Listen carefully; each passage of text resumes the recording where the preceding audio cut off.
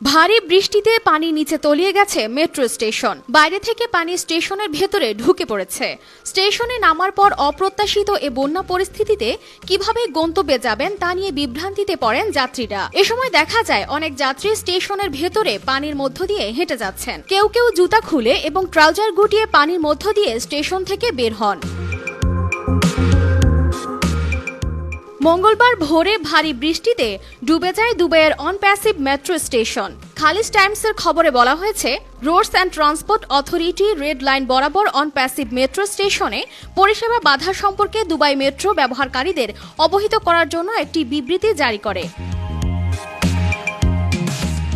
পানি জমে যাওয়া স্টেশনগুলোর মধ্যে যাত্রীদের চলাচলের জন্য বিকল্প বাস পরিষেবার ব্যবস্থা করে মেট্রো কর্তৃপক্ষ।